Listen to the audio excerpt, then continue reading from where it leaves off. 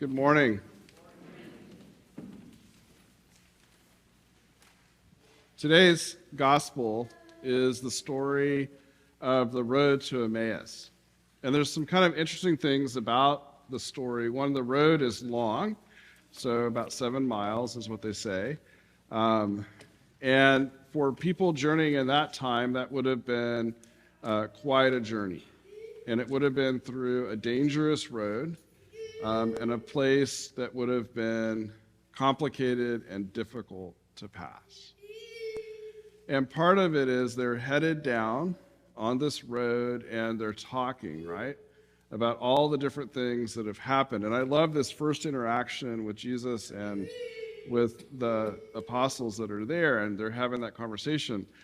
In that Jesus kind of comes up and says, "Hey, what are you guys talking about? Did you hear that?" And then they're like, "What do you mean? Don't you know everything? I mean, oh my gosh, the biggest thing ever has happened. Like, haven't you checked your phone?" That's sort of like in a sense of it. And then Jesus goes on, and they have this long interaction, and then eventually break bread together, and suddenly they realize who it was, and we get that next part of the story. The other thing that's kind of interesting is it says that these were disciples, right? But then we get a name that's not usually included in the disciples. We get Cleopas. And then at the end, it says that they eventually go and meet up with the other 11. And that's actually important to the story because it's the expanding, right, of the circle. It's expanding who is hearing the message as the story continues, as Jesus continues to appear, and those things become more known. The story expands and expands and expands. And we hear a little bit of that in the Acts of the Apostles when we have the baptism of the 3,000 and as the message goes out from the centrality of Jesus out into the world. I was thinking about this in terms of what does it relate to us in terms of our own spiritual journey? And I think part of what we gather from the scripture is the sense of Jesus walking with us, right? We get a sense of Jesus with us in the midst of our different parts of our journey. There's a sense also that we might miss it, or we might not always see God with us, or we might not always see God's presence, or we might not know it, and then suddenly it sort of comes to clarity, right? It comes to deeper understanding. How many of you have ever gone hiking, right, or walked a trail, right? If you're like me, I'm kind of a city dweller, and so going on a hike usually means it's vacation, or I'm going out, and then how many of you pick the easy trails to go on, or the intermediates, the expert, right? So usually easy, and sometimes it's kind of interesting. You wonder who makes the maps, because easy is a very broad term when you find out about different things like that. And then when we go hiking, right, usually the journey is pretty clearly laid out. There's good paths, even sometimes signs, and that's not always really how life is, right?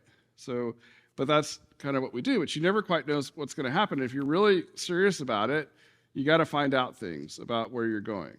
So sometimes you need to know, like if you're going hiking in certain parts, state parks in Kansas, it's probably a good idea to know what critters are out there, that you might run into snakes, or you may run into other animals. If you're in Colorado, it's a good idea to at least pretend like you know that bears are there. You probably won't see one, but you might. And if you're in Missouri, you got to look out for the Missouri Tigers fans.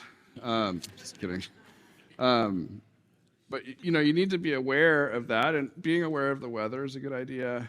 Being aware of kind of what's going on. You don't want to get caught in a lightning storm up in the Rocky Mountains. You want to be aware of that. And then there's the things that happen while you're on the hike. You might run into people. You might learn something. You may, even though the trails are usually pretty well marked, you might get lost.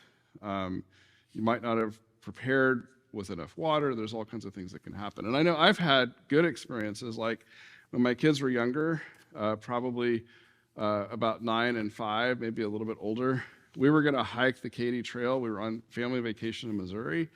And the Katy Trail, it's kind of beautiful, and it's an easy trail. And we got there, and it was just the 4 of us, and we had kind of left the extended family, and we thought this was going to be great. And I got 4 steps down into the Katy Trail, and then twisted my ankle to a severe sprain. And we ended up in the ER right after to make sure I hadn't broken my ankle. I got all checked out. It was a complicated sprain, but it would be fine. Got the air cast and got the instructions, rice, rest, ice, compression, all that kind of stuff. Just take it easy. Probably shouldn't do a whole lot the rest of the vacation. Just kind of hang out, take some ibuprofen, whatever. And so the next day when we went horseback riding, gotta get this down. We're going horseback riding. We're having a good time. I'm on a big horse. My daughter's on a little bit smaller horse. Asher's with his mom. They're having a great time. What we didn't know is my big horse and Riley's little horse did not like each other. And as I pull up next to her, her little horse kicks the big horse and hits my ankle that I had sprained the day before. The only thing that saved me was the air cast that I had on. Kept my ankle from being shattered, but it was certainly, I could not move my leg for a couple of days. And so I managed to not fall off the horse, which I was proud of myself since I don't really do that stuff. I haven't ridden a horse since, by the way. We got back to the same ER, and then the doctors and nurses had a great time. Weren't you just here? Yeah. And didn't we tell you? Yeah. So if we tell you that you should rest this time, do you think you might listen? Maybe. And that was not the day or the vacation or, anything that we had planned. That's just kind of a funny story, right? But then we can think about other journeys, right, that all of us go through. We think life is going to look one way, and it looks totally different. Maybe when you were finishing school or finishing something, you thought you were headed one direction, and there's this twist and this turn, or you took a job and you thought something else was going to happen, or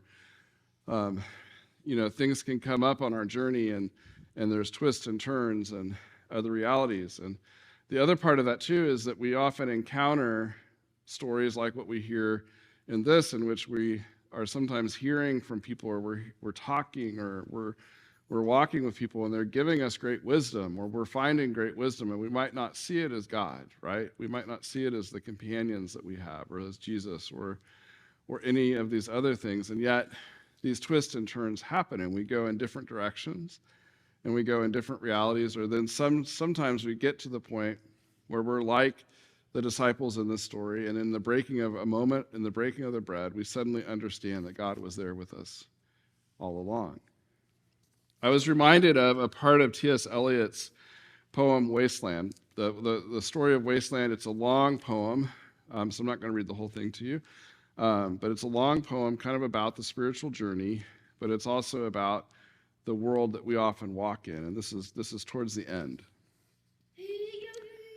And no rock, if there was a rock, and also water, and a spring, and a pool among the rock, and if there was sounds of the water only, but not the cicada, and the dry grass is singing, but the sound of the water over the rock where the hermit thrush sings in the pine trees, drip, drop, drop, drop, drop, but there is no water.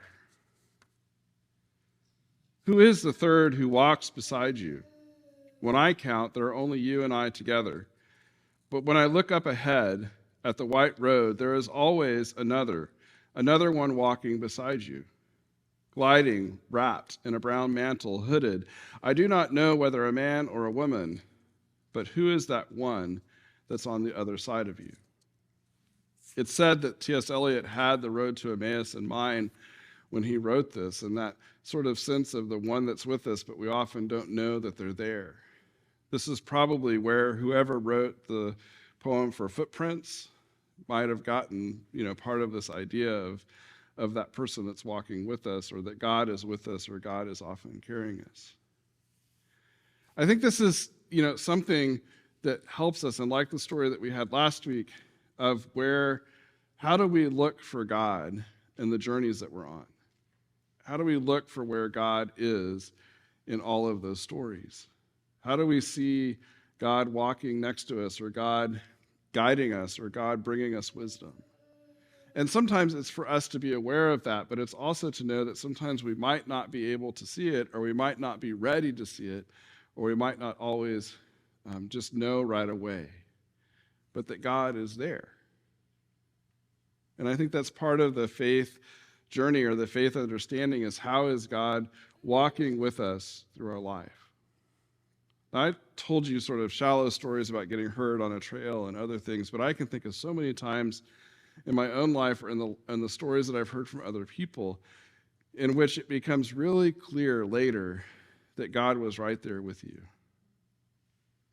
My own journey, I think of someone simply sending me a birthday card at just the right moment that caused a phone call to happen, that caused a visit to happen, that opened up all kinds of paths and new ways. And that was definitely how God had a part in the love that we had for each other and in our relationship and in our prayer life. And that path showed me God's presence. And I think of others who have found throughout their life, and they didn't always see it, but that loving presence of God in different ways. So I want you to be challenged to think about this in the coming week, about how God might be walking with you, how God might be journeying beside you in the midst of whatever the troubles are. And part of why I love that T.S. Eliot poem is that sort of really visual sense of there's a rock, there's a cicada, no, there's the grasses, there's the drip, drip, drop, drop, drop, drop, drip of the sounds of the world around us, and that ever-present sort of noise that's in our life, and yet we have these companions that come along. So there, Cleopas and his friend were there and having dinner with Jesus, and in the breaking of the bread, where Jesus told us we would remember him, he reveals himself, and they see that God was with them, that Jesus was with them throughout that journey. So where is God with you in your journey, and how is God walking with you? Amen.